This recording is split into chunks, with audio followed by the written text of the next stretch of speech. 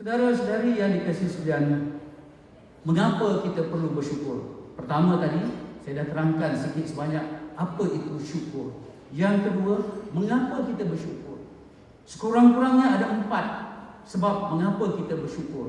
Yang pertama, syukur adalah perintah daripada Allah Subhanahu Wa Taala. Ayat yang telah dibacakan oleh pengarah utusan kita MD kita tadi, ya, dalam surah Al-Baqarah, diminta kita bersyukur, diminta kita mengingati Allah Subhanahu Wa Taala. Dengar, ya, apabila Allah perintahkan suatu kepada kita, itu adalah untuk kebaikan kita, bukan untuk kebaikan Allah. Maha suci Allah. Allah tidak inginkan sedikit secepis manfaat pun daripada hamba-Nya. Jadi apabila Allah memerintahkan kita bersyukur, maka itu manfaatnya akan balik kepada diri kita. Allah lebih tahu apa yang baik untuk kita berbanding diri kita sendiri.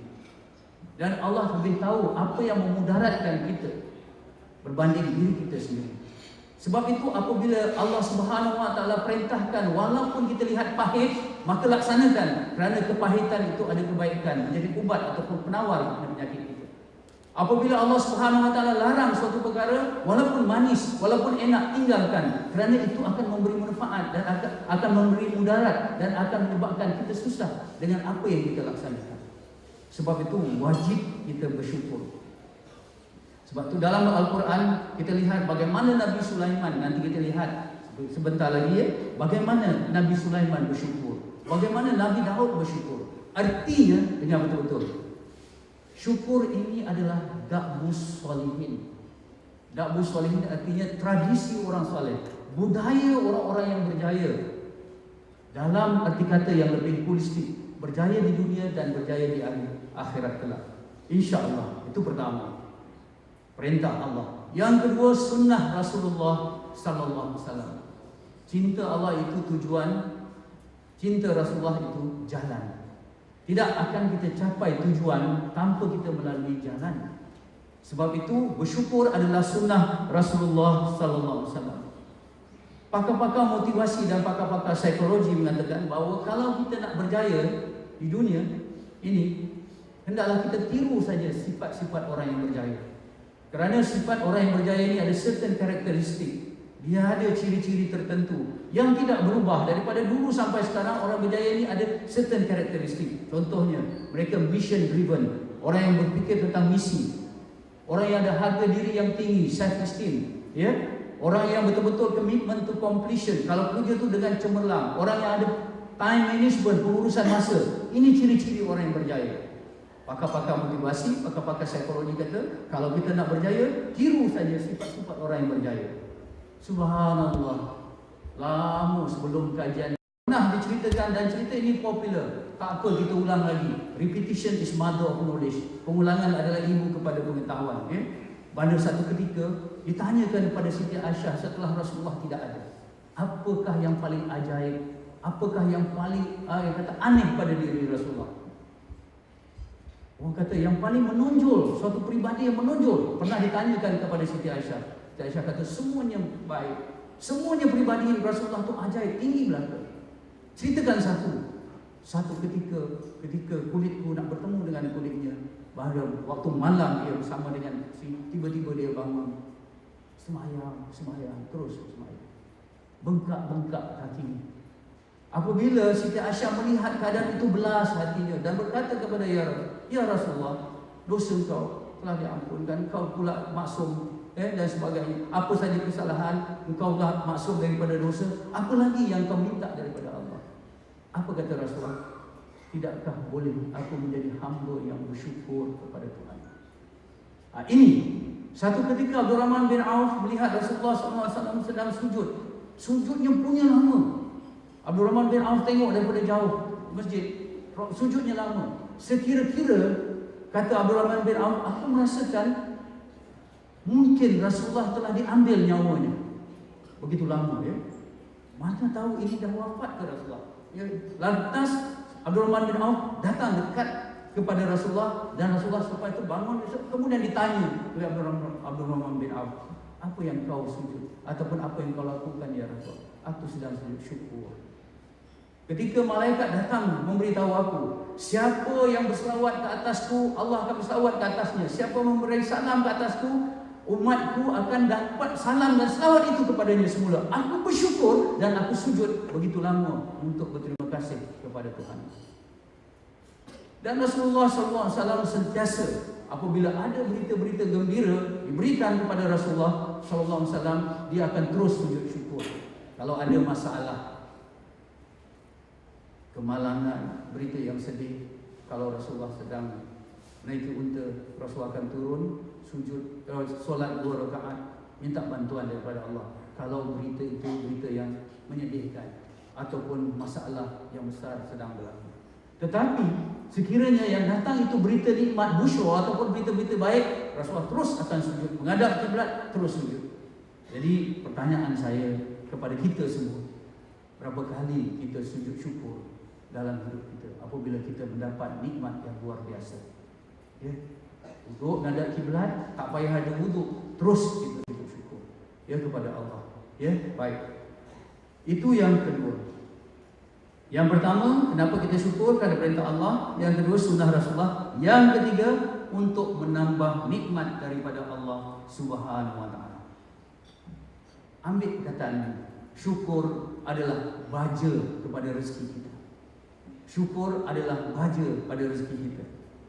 Sebab itu apabila Subhanahu wa taala, apabila kita bersyukur kepada Allah, Allah akan tambah nikmat itu. La in syakartum la azidannakum.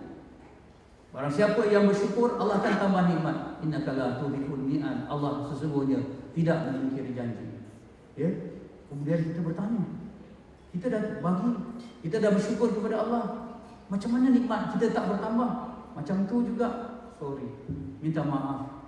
Kadang-kadang sempit rezeki kita, bukan kerana rezeki kita sempit, tetapi sempitnya pengertian kita terhadap rezeki. Selalunya kalau kita kata rezeki, terus terbayang wang, suatu yang bentuk fizikal dan material. Tidak. Anda buat baik dalam bentuk keuangan, anda bagi suatu syukur dalam bentuk harta, tetapi Allah gantikan suatu yang lebih baik. Anak jadi anak yang soleh, isteri jadi isteri yang taat, suami yang setia. Subhanallah, orang sayang. Ini rezeki. Sebab itu, dengar betul-betul ya, untuk kita menambah rezeki, tolong luaskan pengertian kita terhadap rezeki. Setengah orang rezeki dia sempit, bukan kerana rezeki dia sempit, tetapi pengertian dia terhadap rezeki itu sempit. Sebab itu kalau kita lihat hari ini, ya, banyak rezeki kita yang mencurah-curah. Kerana apa? Apabila kita bersyukur, Allah Subhanahu wa taala akan beri lebih baik dan lebih banyak. What you give, you get back. Itu adalah law of gratitude. Hukum kesyukuran. What goes around comes around. Maksudnya apabila kita memberikan sesuatu kepada Allah di jalan Allah, insya-Allah Allah akan balas sesuatu yang lebih baik dan lebih banyak daripada apa yang kita jangkakan. Sebagai metafora, sebagai tamsilan. Kalau kita tanam sayur-sayur atau benih sayur di atas batas, ya, nanti apabila benih-benih sayur itu mercup, tumbuh dan sebagainya, kita akan keluarkan sebahagian. Kita pilih-pilih yang lain itu kita keluarkan supaya ada benih-benih yang tertentu saja, yang dalam bilangan yang tertentu saja hidup di atas batas. Kenapa? Dengan membuang sikit-sikit itu, dia akan memberi suatu ruang untuk dia membesar lebih. Daripada dibiarkan saja tumbuh macam itu, dia akan tumbuh kecil-kecil semua. Begitulah tentang rezeki kita. Keluarkanlah di jalan Allah Subhanahu wa taala. Kerana hanya apabila kita mengurangkan air dalam gelas minuman kita, barulah air itu boleh ditambah lagi. Artinya bila kita keluarkan, Allah akan tambah. InsyaAllah kita berdoa akan bertambah. Pada tahun 2013 ini, kerana kita memberi 60,000 dan banyak lagi kepada orang-orang yang lebih memerlukan untuk kita. Janji Allah tetap berlaku. InsyaAllah Subhanahu wa ta'ala, ya, kita yang keempat, ya. Kenapa kita mesti bersyukur? Pertama perintah Allah, yang kedua sunnah Rasulullah, yang ketiga untuk menambah nikmat, yang keempat untuk mengelakkan azab. Untuk mengelakkan. Sebab itu, wala in kafartum inna azabi lasyadid. Kalau kamu kufur itu lawan kepada syukur. Inna azabi lasyadid, sungguhnya azabku amat pedih. Azab Allah Subhanahu wa taala bukan saja di akhirat tetapi di dunia lagi kita akan merasakan. Orang yang syukur artinya orang yang tidak memuji Allah. Orang yang tidak syukur artinya orang yang tidak berterima kasih kepada Allah. Sebab itu orang yang tidak berterima kasih, orang yang tidak memuji Allah dengan nikmat-nikmat yang Allah berikan, ini adalah orang yang ego, orang yang sombong. Tadi Tuan Pengerusi telah mengatakan, pengarah urusan kita mengatakan bahawa orang yang tidak syukur ialah orang yang takbur. Bila takbur, Allah marah. Bila Allah marah, Subhanahu wa ta'ala, sama ada Allah menyekat rezeki kita ataupun Allah memberinya tetapi dalam istidraj. Makin diberi, makin hanyut kita. Makin diberi, makin rosak rumah tangga kita. Makin diberi, makin alpa bagi kita. Sebab itu, hubaya-hubaya, beringat-ingat ketika kita mendapat nikmat, tepuk dada tanya hati kita. Apakah Allah beri nikmat ini dengan rahmat ataupun Allah beri nikmat dengan istidraj? Kita takut kalau Allah Subhanahu wa taala dengan kita tak pernah bersyukur, tapi tak ada apa-apa pun berlaku. Hidup saya okey, kereta saya masih lagi, rumah saya makin besar, saya tak syukur. Tetapi Allah bagi kekosongan, emptiness dalam jiwa. Ya, Allah Subhanahu wa taala akan cabut nikmat-nikmat ketenangan daripada jiwa ini. Sebab itu, siapa yang tidak bersyukur, dengar ya, dia tidak akan cukup dengan yang sedikit, dia tidak akan puas dengan yang banyak. Sekali lagi saya ulang. Orang yang tidak bersyukur, dia akan diseksa. Sedikitnya tidak cukup, banyaknya tidak puas. Macam minum air laut, makin diminum makin haus. Jadi bagaimana keadaan kita kalau keadaan begini? Sebab itu kita lihat, kalau orang yang tidak amanah, orang yang melakukan rasuah, yang tidak ada integriti, kalau kita lihat kehidupan mereka, subhanallah, bukannya miskin, tetapi mereka sudah kaya. Tetapi apa yang berlaku? Mereka mengalami apa yang dikatakan miskin jiwa ataupun miskin hati. Ini yang paling parah. Saudara-saudari yang dikasihi sekalian, sebagai akhir ya, bagaimana kita nak bersyukur? Pertama tadi saya dah kata apa dia syukur. Yang kedua, mengapa kita syukur? Dan yang akhir ini ialah bagaimana kita nak bersyukur. Nak bersyukur tiga cara. Yang pertama bil lisan, dengan lidah. Yang kedua dengan hati, bil qalbi. Dan yang ketiga bil fi'li, dengan tindakan. Ingat, fikiran kita mencetak perasaan kita, perasaan kita mencetak tindakan kita. Sebab itu insya-Allah mari kita lihat bersyukur daripada tiga dimensi ini. Pertama, dimensi lisan. Apabila kita mendapat rahmat, apabila kita mendapat nikmat, kita ucapkan alhamdulillah.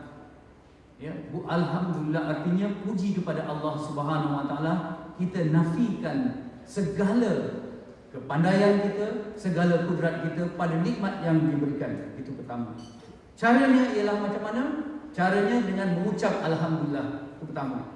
Yang kedua, ini yang dibuat banyak oleh orang Melayu. Ramai orang Melayu buat ini, mengadakan kenduri kesyukuran. Minta maaf, kenduri kesyukuran bukan bersyukur dengan tindakan, tetapi itu artinya bersyukur dengan lisan. Iaitu kita menampakkan kesan nikmat Allah pada diri kita. Subhanallah, satu ketika Rasulullah SAW sedang berdepan dengan seorang sahabat. Pakaiannya compang-camping, buruk, lusuh. Rasulullah bertanya sahabat tu, adakah kamu harta? Para sahabat tu, ada harta. Ya. Harta itu diberikan oleh siapa? Rasulullah bertanya kepada sahabat, harta itu diberikan oleh Allah. Maka Rasulullah berkata lagi, dengan harta itu engkau belikanlah pakaian yang baik, yang pakaian yang indah, kerana Allah suka melihat kesan nikmat pada hamba-Nya. Kesan nikmat yang Allah berikan kepada hamba. Wa amma bi nikmati rabbika fahaddits. Allah suka melihat kesan nikmat kepada kita. Artinya kita berpakaian dengan baik, tak ada membazir, ya. Kita ada rumah yang lapang, kenderaan yang baik, insya-Allah, ya. Ini artinya kita menyatakan kesyukuran kita dengan lisan, iaitu mempamerkan kesan nikmat daripada Allah kepada diri kita. Justru dengan